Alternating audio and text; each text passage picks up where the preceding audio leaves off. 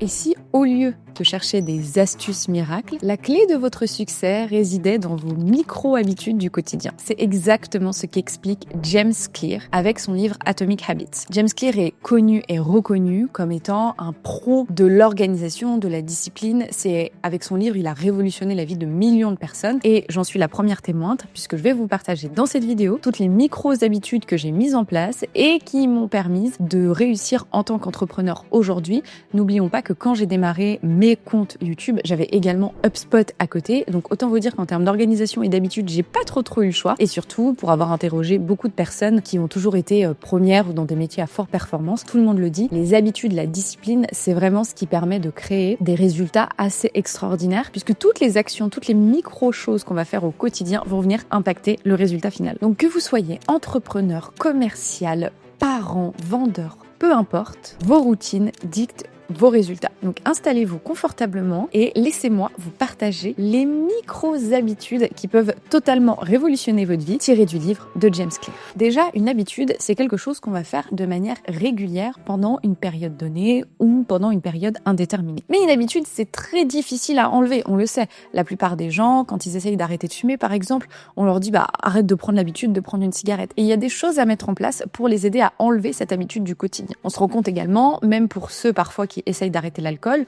qu'en fait, t'arrives pas à arrêter l'alcool, non pas parce que tu manques de volonté ou de discipline, mais tout simplement parce que tu as pris l'habitude de sortir et de boire un verre d'alcool, et cette habitude, elle est ancrée dans ton quotidien, ancrée dans ton corps, et tu as du mal à t'en défaire. C'est exactement la même chose quand tu fais preuve de procrastination, c'est juste que tu es habitué à fonctionner tel quel, à te lever le matin, à prendre le téléphone, et ça devient presque un réflexe. Et pour vous partager une anecdote là-dessus, je me souviens qu'à un moment, j'ai supprimé Instagram de mon téléphone, et en fait, à chaque fois que je prenais mon téléphone, mon doigt partait sur l'application qui n'existait plus, mais sur l'endroit où était l'application juste avant. Et ce réflexe, cette habitude que mon cerveau a créée, m'impacte directement puisqu'elle m'empêche d'atteindre mes résultats. Quand j'en suis arrivée à ce stade où je me suis rendu compte qu'en fait, je passais ma vie sur mon téléphone et que forcément, ça allait être problématique pour mes objectifs, je me suis dit, ok, il va vraiment falloir que je change. Et en vrai, c'est un commercial d'une ancienne entreprise qui m'a poussé à lire ce livre-là, Atomic Habits de James Clear. Mon ancien manager m'en avait déjà parlé, mais c'est un commercial que j'ai vu utiliser une technique de trombone dont je parle dans une vidéo en faisant ses appels avec 2 pots de trombone. Donc en réalité, ce qu'il faisait, c'est qu'il avait 2 pots devant lui et à chaque fois qu'il passait un appel, il passait un trombone d'un pot à un autre pot. Et en fait, cette habitude-là, elle lui permettait de rester ultra concentré et en étant concentré, il passait beaucoup plus d'appels que tout le monde et donc statistiquement, il n'était pas trop mauvais, il prenait quand même pas mal de rendez-vous. Et ce commercial, en vrai, quand il m'a parlé du livre Atomic Habits et qu'il m'a dit qu'il avait trouvé cette solution dans ce livre Atomic Habits, ça m'a ultra intriguée, déjà parce que je n'aime pas ne pas être la première, donc dès que j'ai quelqu'un qui est meilleur, je vais toujours faire en sorte d'essayer de comprendre pourquoi et comment et m'inspirer de lui pour essayer d'être encore plus forte et m'améliorer. Et en fait, l'autre chose, c'est que je me suis dit, mais c'est dingue parce que tout le monde me parle de ce livre, donc ça doit être un signe. J'ai donc lu ce livre et je vais vous en résumer les parties les plus intéressantes. Et surtout, comment ça a changé ma vie dans mon quotidien, en espérant, bien évidemment, que ça vous inspire. James Clear partage les 4 lois de la formation des habitudes. Ces 4 lois, elles se divisent comme ceci. La première loi, c'est rendre évident. Ton objectif, c'est de rendre évident ton habitude ou l'action que tu veux mettre en place. Afin d'ancrer une habitude, il faut déjà la rendre visible. Il faut donc que tu crées des signaux visuels ou temporel. Je t'explique et je te donne un exemple. Imaginons que tu as envie de te lancer dans le sport, mais que tu n'arrives pas, que tu es beaucoup trop indiscipliné, que tu as du mal à intégrer cette habitude dans ton quotidien. La première action et la micro-habitude que tu peux mettre en place pour faire en sorte que le sport rentre dans ta vie, c'est déjà de préparer tes affaires la veille et de les mettre au bout de ton lit. Pourquoi ? Parce que le matin, quand tu vas te réveiller, la première chose que tu vas voir, ce sont tes affaires de sport. Tu as donc déjà moins de surcharge cognitive à te dire « faut que je me lève, il faut que j'aille jusqu'à mon dressing, ou il faut que j'ouvre mon placard ou mon tiroir, il faut que je mette mes affaires ». Il y a beaucoup d'étapes qui peuvent t'amener à te dire finalement, j'ai pas envie d'aller au sport. Alors que le fait de mettre tes affaires au bout de ton lit fait que 1, c'est déjà prêt, 2, l'action que tu dois faire, c'est juste les saisir et t'habiller. L'autre point positif, c'est aussi que ça te rappelle que la veille, tu t'étais engagé avec toi-même à aller au sport. Ça marche également pour les commerciaux. Pour les commerciaux, il y a une petite astuce que je vous recommande, c'est de programmer un rappel dans votre CRM. Arrêtez de compter sur votre mémoire pour rappeler vos prospects. La vérité, c'est qu'on ne se rappelle pas forcément de toutes les personnes qu'on doit recontacter et pas forcément de tous les sujets, même si au début, notre cerveau aime nous faire croire qu'on va se rappeler de tout. Donc le fait de programmer un rappel, c'est de te dire « Ok, ah oui, c'est vrai, je dois faire ça, mais même si tu le sais, c'est ok, je vais le faire maintenant. » Donc tu te programmes un rappel dans ton CRM pour te dire à 11h, je vais rappeler 5 prospects potentiels. La deuxième loi de la formation d'habitude, c'est rendre attirant. Le cerveau n'aime pas l'inconfort. Il n'est pas formaté pour ne pas recevoir de dopamine. On a besoin de dopamine dans notre quotidien, puisque en général, la plupart des gens qui tombent en dépression, c'est souvent parce que justement, ils n'ont pas cette dopamine dans le cerveau, ils n'ont pas l'hormone du bonheur. Et donc, les anxiolytiques permettent justement d'aller envoyer cette dopamine, ce syndrome du bonheur dans le cerveau. Donc, comment faire en sorte qu'une habitude devienne acceptable pour notre cerveau, pour que lui-même se dise « Ok, j'ai bien envie de réessayer de mettre ça en place dans mon quotidien. » Pour ça, il faut la rendre attirante. Et il y a quelques astuces qui fonctionnent très bien, dont une que je vais vous partager que je fais au quotidien, c'est d'associer l'action à une récompense ou du plaisir. Je vous donne un exemple, c'est une astuce que j'utilise tout le temps pour pouvoir lire au minimum un livre par mois, c'est de faire du sport et en même temps de lire un bouquin. Alors, je lis pas le bouquin, je l'écoute en audio et je prends des notes en même temps. Le fait de faire ces deux choses fait que, le sport, je l'ai déjà inclus dans mon quotidien comme étant quelque chose qui me donnait du plaisir. Le roman, pour le coup, lire un livre ou écouter un livre audio, c'est vrai que ça me demande pas mal de concentration et je peux souvent faire l'impasse pour plutôt écouter de la musique ou avoir quelque chose qui m'apporte du bonheur. Mais comme le sport est quelque chose qui me fait déjà plaisir, ce que je vais faire, c'est que je vais faire du sport et en même temps, je vais écouter un livre audio. Si vous avez l'abonnement Spotify Premium, normalement, vous avez des livres directement dedans. Moi, il y en a plein que j'ai lus comme ça. Et sinon, il y a une application que j'ai découverte qui est incroyable pour tous ceux qui ont la Kindle, donc qui ont la tablette liseuse Amazon, c'est Speechify. Speechify, c'est une application de dingue. C'est pas du tout sponsor pour le coup. Je paye mon abonnement. Speechify, c'est une application qui se connecte directement à ta Kindle et qui te permet de te lire ta Kindle. Tu peux choisir les voix que tu veux. Et donc moi, j'ai pris des voix américaines que j'aime bien, mais donc je trouve ça super pratique parce que parfois sur Spotify, j'ai déjà eu à lire des livres avec des voix qui franchement méritaient. Et donc, je n'avais pas envie de continuer la lecture. D'ailleurs, la voix, c'est quand même quelque chose de très important. On le voit dans l'académie sur le module tonalité. Revenons donc à notre habitude, la rendre attirante. Pour la vente, c'est exactement la même chose. Pour rendre attirant une habitude, on va prendre un exemple de la prospection. Si tu as envie de rendre la prospection ultra intéressante, dis-toi qu'à la fin de tes 10 calls, tu as le droit d'aller chercher une pâtisserie ou quelque chose qui te fait plaisir. L'objectif étant donc juste de dire à ton cerveau, ok, on fait ce quelque chose d'inconfort, mais ce quelque chose d'inconfort rapporte du bonheur. Un peu comme le sport. Je fais du sport ou je cours un marathon ou je soulève des poids qui sont super lourds. C'est ultra inconfortable, je suis pas forcément à l'aise sur le moment, mais à la fin de la session, je ressens énormément de dopamine. Et c'est ce que le cerveau va venir chercher de plus en plus. Donc le deuxième point, c'est vraiment rendre attirant une habitude. Faites-le pour toutes les choses qui vous embêtent. Faites votre ménage avec de la musique ou votre musique préférée, ça vous donnera encore plus envie de le faire. Regardez votre vidéo YouTube préférée et en même temps remplissez votre CRM par exemple au fait du mapping. Pareil, ça permet à votre cerveau de prendre une tâche qui est contraignante et de l'associer à un plaisir ou à une récompense. La troisième loi, c'est rendre facile. Alors celle-ci, c'est sûrement celle que je partage le plus dans l'académie, mais arrêtez de créer de la complexité dans vos habitudes, simplifiez-vous la vie. L'objectif de rendre facile une habitude, c'est de réduire la friction au démarrage. Je m'explique. Ce que je faisais quand j'étais chez HubSpot 2 fois par an, c'est que je réfléchissais pendant les périodes de creux, donc c'était soit les périodes après Noël, soit la période avant les vacances d'été, donc juste avant que je parte en vacances, mais on a un peu du mal à joindre les prospects, vous savez, ces 2 dernières semaines de juillet pour tous ceux qui partent mi-août et début août. Et en fait, je me posais la question de qu'est-ce qui m'empêche de mettre en place un système qui soit efficace ? Qu'est-ce qui m'empêche de prospecter ? Qu'est-ce qui fait que j'ai la flemme ? Qu'est-ce qui ferait que je procrastine ? Et c'est tout simplement qu'en fait, j'ai trop de friction. C'est-à-dire que à partir du moment où je vais me dire que je vais prospecter, je vais devoir ouvrir mon CRM, aller appeler mes prospects, trouver les numéros de téléphone. Et en fait, il y a beaucoup trop de choses avant que j'arrive à avoir une conversation avec quelqu'un. Qu'est-ce qui se passe ? Ça crée de la surcharge cognitive dans mon cerveau et donc je ne fais pas la tâche. Ça s'applique également dans votre quotidien, mais en fait, si vous vous dites il faut que je fasse du sport, c'est ah non, il faut que j'aille m'inscrire à la salle de sport, puis il faut que j'achète des vêtements de sport, puis il faut que je sorte mon tapis, puis il faut que je trouve la vidéo YouTube, puis il faut que je m'allonge, puis ensuite il faut que je fasse du sport. En fait, tout ça fait que votre cerveau se dit oula, il y a beaucoup trop de choses à faire, il y a beaucoup trop d'infos, je préfère ne rien faire. Et il y a quelques astuces pour rendre facile, et c'est déjà d'identifier toutes les sources de friction. Si vous voulez, par exemple, on prend le sport parce que c'est vraiment la chose où je sais que tout le monde parfois a du mal.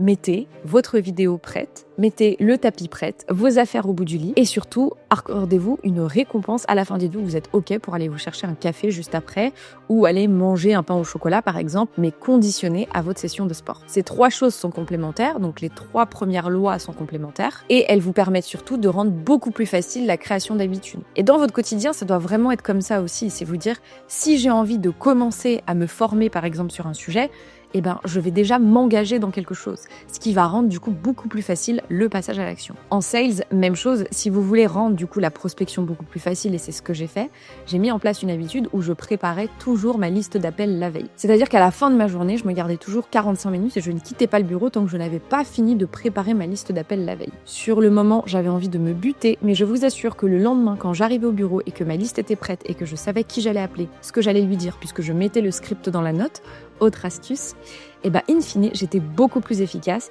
et je n'avais pas cette sensation de stress, de oh là là, tout ce que j'ai à faire, là je dois faire de la prospection, c'est vraiment la tâche que j'aime le moins. La 4e loi de James Clear, c'est rendre satisfaisant. L'objectif d'une habitude, c'est aussi qu'elle nous apporte de la satisfaction et donc le fait d'obtenir un feedback ou une marque de réussite nous permet forcément de maintenir cette action comme une habitude constante dans notre quotidien. Je vous donne un exemple, et vous le voyez souvent dans les applications sportives, ils vous mettent ce petit truc de cocher la séance est faite. Et ça c'est tout simplement pour envoyer de la dopamine dans votre cerveau, parce que le cerveau aime les choses terminé.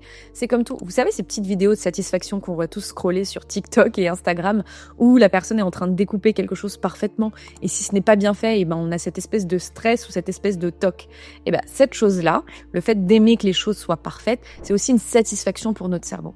Et donc, quand on fait une session de sport, le fait de cocher ou de noter ou de barrer ou de rayer nous permet de rendre l'habitude satisfaisante et notre cerveau va être beaucoup plus enclin à faire l'effort de manière supplémentaire et récurrente. Donc, si vous voulez mettre ça en place dans votre quotidien, pour la vente, utilisez par exemple un tableau Kanban et validez. Nous, chez HubSpot, on avait une liste de tâches et on pouvait valider à chaque fois.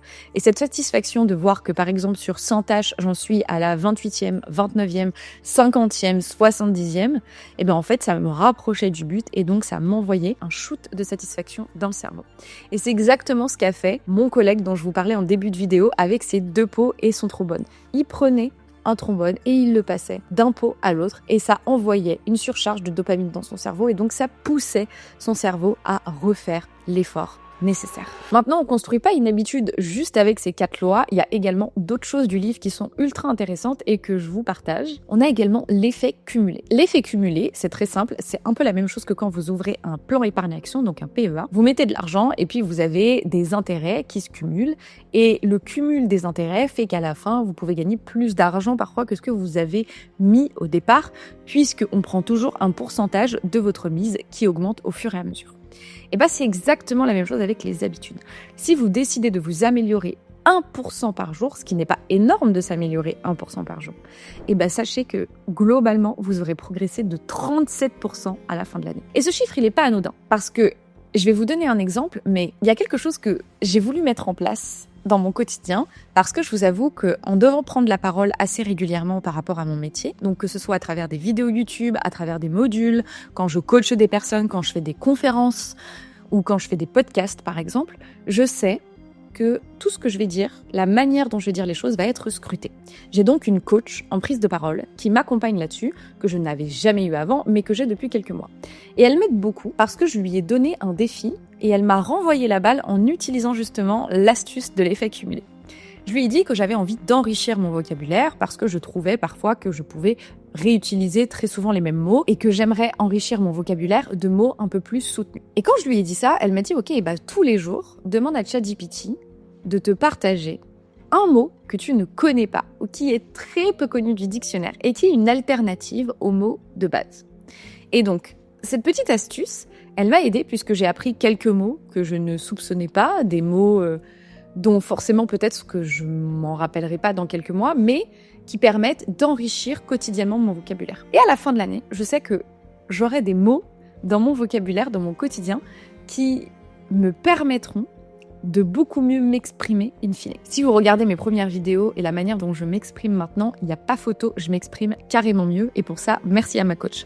Mais c'est cette micro-habitude que j'ai mis en place au quotidien qui me permet de m'améliorer. Quand j'étais à Vivatech, j'ai quelqu'un qui est venu me voir et qui m'a dit « Shannon, j'aimerais améliorer ma manière de m'exprimer, ma capacité à prendre la parole. Comment toi tu as fait, compte tenu du milieu social duquel tu venais, pour justement pouvoir améliorer ta manière de t'exprimer et ta manière de parler et ton intonation. » Je lui ai dit déjà que je me suis entourée de personnes qui s'exprimaient naturellement bien pour justement prendre leurs habitudes, parce qu'il ne faut pas oublier que notre entourage façonne aussi nos actions et nos possibilités à mettre en place des bonnes habitudes ou pas. Si vous avez que des gens qui s'expriment bien, naturellement, vous allez reprendre leur mimique et leur verbatim et donc vous allez beaucoup mieux vous exprimer. Et je lui ai dit, en fait, c'est très simple. Entraîne-toi à parler tous les jours devant un miroir, à réciter un pitch, et tu vas voir que naturellement, tu vas être beaucoup plus à l'aise et tu vas pouvoir maîtriser cette tonalité. J'ai regardé la dernière fois parce que j'ai montré une des vidéos que j'ai fait tout au début à une de mes élèves qui essayait de parler devant la caméra. Et il me dit « mais c'est fou, je pensais pas que tu buguais autant et que tu regardais aussi souvent ton écran. » Et en fait, même aujourd'hui, je suis pas encore parfaite sur la prise de parole. Cette vidéo est bien évidemment montée, j'ai fait plein de bourdes. Mais c'est cette pratique de faire une vidéo par jour, tous les jours non-stop, si ce n'est plus, qui m'a permis à la fin de l'année de voir une énorme différence entre la première vidéo que j'ai postée en août 2024 et la vidéo d'aujourd'hui que je poste en août 2024. Et bien ces deux différences, elles ont leur importance, puisque c'est cette habitude, ce 1% tous les jours qui m'a permis d'atteindre le 0 à 37, si ce n'est plus. Donc ce point-là est important. Dans la vente, comment ça peut s'appliquer? C'est assez simple. Si tu te dis que tous les jours, tu veux améliorer ton accroche, donc tu vas te concentrer que sur une seule partie du cycle de vente ou de la prospection, forcément, à la fin, tu vas t'améliorer de manière globale. Et au bout de quelques semaines, quelques mois maximum, tu auras une accroche parfaite avec une excellente tonalité. Donc n'oublie pas que chaque petit effort que tu fais au quotidien découpe en petites actions toutes les choses sur lesquelles tu veux t'améliorer pour justement te permettre d'atteindre ton objectif. James Clear parle également dans son livre de la création d'un système. Et alors ça, autant vous dire que ça a totalement changé ma vie chez HubSpot et ça m'a sûrement rendue top performeuse, c'est la mise en place d'un système. Un système, qu'est-ce que c'est ? Un système, c'est une multitude d'habitudes, d'actions, de choses qu'on va mettre en place et qui vont nous amener vers un résultat. Je vous explique et je fais le lien avec la vente. La première étape du système, c'est de définir des habitudes clés. Il y a des choses que vous êtes dans tous les cas obligés de faire. Donc, les appels de prospection, vous vous dites que c'est tous les jours, 15 minutes après un café. Vous n'êtes pas obligé de mettre des plages horaires ultra longues, mais c'est juste le fait, encore une fois, de le faire tous les jours. Le suivi de devis, par exemple, c'est tous les vendredis à 15h. Moi, je sais que tous les lundis, je remplissais mon pipe. C'est-à-dire que j'avais un système où tous les lundis, dans tous les cas, de 8h à midi, j'étais sur mon administratif, ma préparation de la semaine, la définition de mes objectifs, la préparation de mon one-one avec mon manager, le suivi de mon pipe pour savoir quelles étaient les actions que j'allais mettre en place sur le reste de la semaine. Et bien, la mise en place de ce système, elle me permettait toutes les semaines d'être à jour et de ne jamais me poser la question de comment j'allais atteindre le résultat puisque j'avais déjà cette habitude qui était mise en place. Mais c'était vraiment un système, c'était pas une habitude, c'était une multitude d'habitudes qui a elle-même créé un système complet. La deuxième chose, c'est automatiser votre système. Donc j'identifiais tous les points de friction que j'avais dans mon système. Ça pouvait être par exemple, en fait je me rendais compte que je passais plus de 25 minutes à écrire les mails. À ce moment-là, il n'y avait pas de ChatGPT et je me disais mais en fait c'est pas possible de mettre 25 minutes à faire un mail récap, je perds beaucoup trop de temps. Donc entre le temps de rendez-vous, le temps de déplacement du rendez-vous, le moment où je reprends toutes les idées et le moment où je fais le mail, en fait, il se passe quasi 2 heures et c'est pas normal. Et ben en fait, ce que j'ai fait, c'est que j'ai mis en place des templates. J'ai donc créé des modèles de mail, j'ai donc automatisé cette partie-là où j'avais déjà 95% de mon mail qui était déjà rédigé et j'avais juste 5% que je venais personnaliser par rapport au client. Et ça me faisait gagner un temps fou. Ça peut paraître bateau comme astuce, mais je vous assure qu'on pense pas automatiquement à le mettre en place et c'est plus tard qu'on se rend compte qu'en fait, qu'il y a des choses qu'on fait beaucoup de fois qu'on pourrait automatiser. Donc, posez sur papier toutes les choses qui vous prennent du temps et regardez celles qui sont automatisables. Et enfin, la troisième étape du système, c'est bien évidemment de le mesurer, de l'ajuster et surtout de célébrer. C'est bien aussi de célébrer ces petites victoires. Moi, j'étais contente quand, à la fin du mois, j'avais réussi au moins à atteindre un objectif de prospection parce que justement, j'avais mis en place ce système et ces micro-habitudes. Et donc, je ne me fiais pas uniquement au résultat final, je me fiais aussi à l'action que j'avais mise en place puisque je savais qu'à la fin, elle allait amener à un résultat incroyable. Donc ça peut être très simple, mais mesurer et réajuster mesurez vos taux de closing, mesurez sur le nombre de personnes que vous appelez, le nombre de personnes qui décrochent, avec combien de personnes est-ce que vous arrivez à prendre des rendez-vous. Et ça vous permettra de réajuster et surtout, encore une fois, de mettre en place les bonnes habitudes au bon moment. C'est très bien de se dire, je vais mettre en place des habitudes, mais si elles n'ont pas de sens ou de pertinence dans votre quotidien ou dans votre business, ça ne sert à rien. Vous ne le faites pas pour faire plaisir aux autres et aller crier à la terre entière que vous êtes discipliné.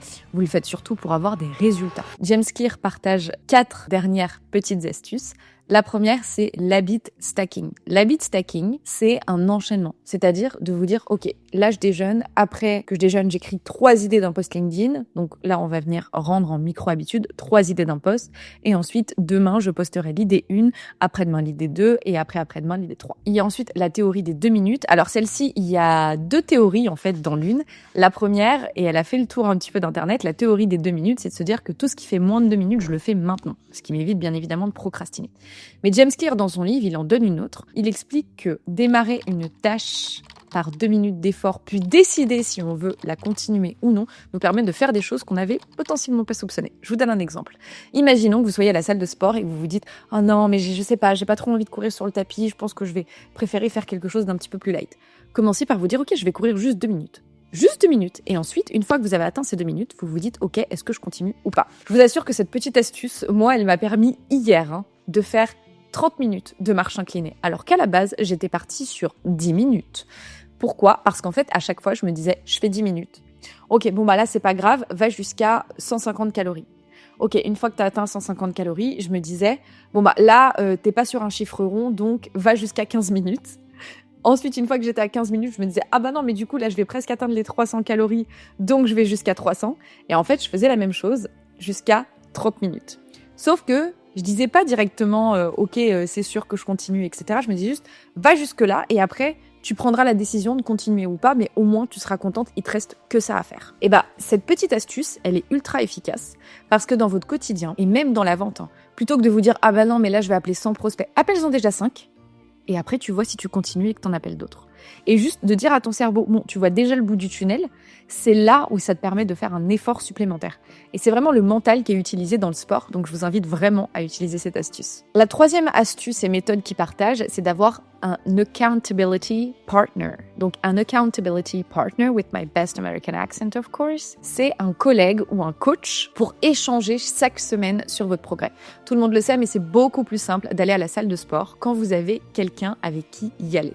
Et ben en vente, c'est la même chose. Si vous vous mettez une espèce de petite compétition en interne avec quelqu'un, ça va être beaucoup plus simple pour vous de prendre du rendez-vous. Faites de la prospection avec d'autres entrepreneurs si vous êtes entrepreneur. Faites de la prospection avec vos collègues commerciaux. Dites-vous que toutes les semaines, vous partagez les résultats avec quelqu'un d'autre. Dans tous les cas, le fait de faire ça vous permettra forcément de tenir beaucoup plus longtemps dans la durée. Et enfin, la quatrième astuce qu'il partage, c'est d'avoir un environnement de travail optimisé. Je le sais, ça peut paraître bateau, mais pourtant c'est une astuce qui fonctionne très bien. Coupez les notifications dès que vous commencez une tâche. Éteignez même votre téléphone ou mettez-vous en mode avion. Bloquez-vous, par exemple, 45 minutes de deep work. Et la méthode Pomodoro, elle est très efficace pour ça, puisque c'est une méthodologie qui consiste à mettre un timer de 25 minutes et toutes les 25 minutes, vous faites 10 minutes de pause. Et ainsi de suite. Vous pouvez le faire sur des créneaux de 45, des créneaux de 15, peu importe. L'intérêt, c'est juste de se dire, ok, je sais que là, j'ai 25 minutes. Et vous serez surpris du nombre de choses que vous pouvez faire en 25 minutes. Autre point pour le travail optimisé, j'ai une gourde qui est énorme, mais elle m'oblige à boire de l'eau. Et je sais que j'ai pas besoin de me lever à chaque fois. Pourquoi ? Parce que me lever à chaque fois me déconcentre. Et beaucoup d'eau, donc je sais que j'ai pas besoin de me lever, me permet d'avoir des sessions de travail intensives pendant de très longues heures, sans pour autant me fatiguer ou être déconcentré. Pour faire le lien avec votre vie quotidienne et donc vous mettre ces petits rappels, imaginons que vous ayez un objectif de boire de l'eau le matin dès le réveil. Vous pouvez rendre cette habitude visuelle en mettant de l'eau directement à côté de vous. Si vous souhaitez mettre de l'argent de côté, vous pouvez automatiquement programmer un virement mensuel sur vos comptes épargne. Là, vous rendez l'habitude facile. Si vous voulez vous mettre à poster beaucoup plus régulièrement sur les réseaux sociaux, vous pouvez préparer vos posts en avance et en même temps regarder une vidéo YouTube. Et là, vous rendrez l'habitude attirante puisque vous allez l'associer à de la récompense ou du plaisir. Et enfin, il y a une habitude qui était très efficace, mais à chaque fois que vous gagnez quelque chose, n'hésitez pas à le célébrer et à le partager parce que vous allez obtenir une récompense, obtenir un feedback et là, vous allez rendre l'habitude satisfaisante. On aura donc répondu aux 4 lois de la formation des habitudes.